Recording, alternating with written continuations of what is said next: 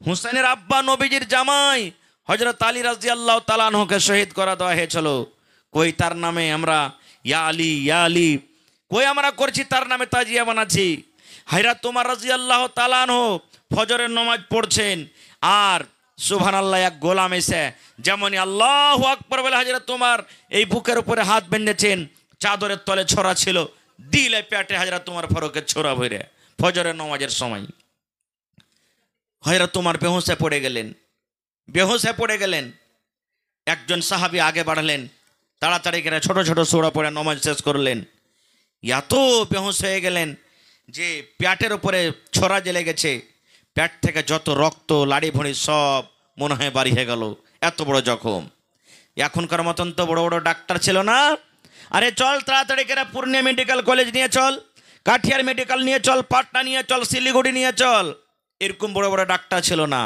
একজন সাহাবী বলছেন, আরে দুধ দাও, সব তো গা থেকে রক্ত বহে গেল, দুধ দাও, ওমর ফারুককে দুধ দাও। ওরে সুবহানাল্লাহ, এত বড় জখম রে মুসলমান, এত বড় পেটে জখম হয়েছে, মুখ দিয়ে দুধ দেয়, আর যে জায়গাতে জখম লেগেছে দুধ দুধ হয়ে কিন্তু বের হয়ে যায়। এত বড় জখম, মুখ দিয়ে দুধ দিচ্ছে আর পেট দিয়ে দুধ বার হচ্ছে। চারিদিকে খবর উড়ে গেল, আরে মুসলমানের রাজাকে মার্ডার করে দেওয়া হয়েছে, আমিরুল মুমিনিন ওমর ফারুককে মার্ডার করে দেওয়া হয়েছে, তার পেটে ছোরা ভরে দেওয়া হয়েছে। সব মানুষ দেখতে আসছে। এক যুবক, এক নওজওয়ান, উনিও কিন্তু হযরত ওমর ফারুককে দেখতে এসেছেন। দেখাশোনা করার পর ও বাড়ির দিকে রওনা হয়েছে। বাড়ির দিকে যেমন হাঁটতে শুরু করেছে, ধরেন ওই খুঁটি পর্যন্ত গেছে, আর হযরত ওমর ফারুক ওই যুবককে বলছেন, দেখেন ছুরি লেগে আছে, কথা বলতে পারে না জোরে, আল্লাহুস সামাদ, মত সামনে, এরকম হালাত ওই যুবককে ডাক দিয়ে বলছেন, রে আল্লাহর বান্দা, ও আল্লাহর বান্দা, যুবক তুমি এখানে এসো, যুবক রে তুমি এখানে এসো, তোমাকে একটা আমি কথা বলবো। ওই যুবক যখন সামনে এসে হাজির হয়ে গেল, হযরত ওমর বলছেন, আল্লাহর বান্দা, তুমি ওমরকে দেখতে এসেছো, আমার মতো ওমর যদি মরে যায় দিনের কোনো ক্ষতি হবে না রে, নোকসান হবে না, কিন্তু নবীর যদি একটা কথা না মানা হয়, নবীর যদি একটা কথার যদি ইনকার করা হয়, তাহলে দিনের অনেক ক্ষতি হয়ে যাবে।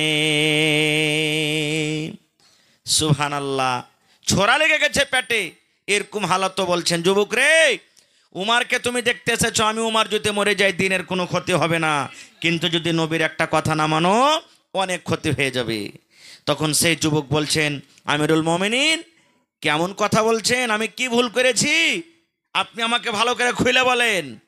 হযরত ওমর রাদিয়াল্লাহু তাআলা আনহু তখন ওই যুবককে বলছেন, রে যুবক, এই আল্লাহর বান্দা, তোমার লুঙ্গিটার দিকে দেখো, আল্লাহর নবী বলেছেন পুরুষরা যখন লুঙ্গি পিনবে, পুরুষরা যখন পায়জামা পিনবে, পুরুষরা যখন কাপড় পিনবে, পুরুষরা যখন প্যান্ট পরবে, তখন যেন তাদের টাকনাটা যেন উদাম হয়ে থাকে, টাকনাটা ঢেকে যেন কাপড় না পিনদে, টাকনা থেকে ওপরে যেন ফুল প্যান্ট থাকে, পায়জামা থাকে, লুঙ্গি থাকে, প্যান্ট থাকে।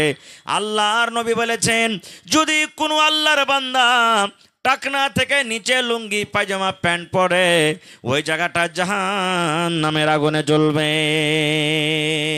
জাহান্নামের আগুনে পড়বে। এই জন্য রে যুবক, এর ফাইজারাক, এই তোমার লুঙ্গির দিকে দেখো, তোমার কাপড়ের দিকে দেখো, তুমি কত উঁচা করে, তুমি কত নিচে করে কাপড়টা পিন্দা আছো, এই টাকনা থেকে উঁচাতে তুমি কাপড়টা পরে নাও, এই কাপড়টা তুমি উঁচা করে পিন্দো, এই টাকনা থেকে উঁচা করে কাপড়টা পিনতে গেলে দিন বাজবে, তুমি নেকি পাবে, সুন্নাতের পরে আমল হবে।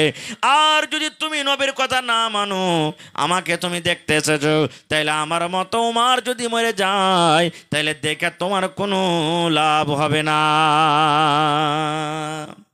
তাইলে কি বুঝলেন, নামাজ পড়বেন তাও টাকনা থেকে আপনাকে কাপড় উঁচা করে রাখতে হবে। কত ভাই ফুল প্যান্ট পিনবে, দেখবেন জিন্স পিনবে, এত লম্বা করে পিনবে মনে হয় চাপ্পাল জুতার 3 আঙ্গুল 4 আঙ্গুল তলে ওর চলে গেছে প্যান্ট, এরকম লম্বা পিনবে ভাই। আজ থেকে পিন্ধিয়েন না, দর্জির বাড়ি যাবেন আর দিয়ে কাটে ছোট করে নেবেন, ওকে উল্টাই তো হবে না, ওকে আপনাকে উল্টাবেন তো বারবার আবার নিচের দিকে চলে যাবে। বেহতার তারিকা হলো যে আপনি তাকে কি করবেন, কেটে ছোট করে দিবেন আপনি। মেলায় ভাই কি করে, নমাজের টাইমখানে উল্টে লাই, আর বাকি টাইমখানে তখন আবার ফের ও সামনে করে রেখে দেয় যেমন আগে পিন্দে ছিল। আল্লাহ সামাদ। না ভাই, নমাজের টাইমে যেমন আপনাকে ওপরে পিঞ্জা থাকতে হবে, বিনা নমাজের টাইমেও আপনাকে ওপর করে পিঞ্জা থাকতে হবে। এটা মনে করিয়েন না যে নমাজের টাইমখানে শুধু আমাকে ওপরে করে রাখতে হবে, আর মা খালারাকে কি করতে হবে, ওই টাকনা ঢেকে থাকতে হবে তারাকে। কিন্তু আল্লাহ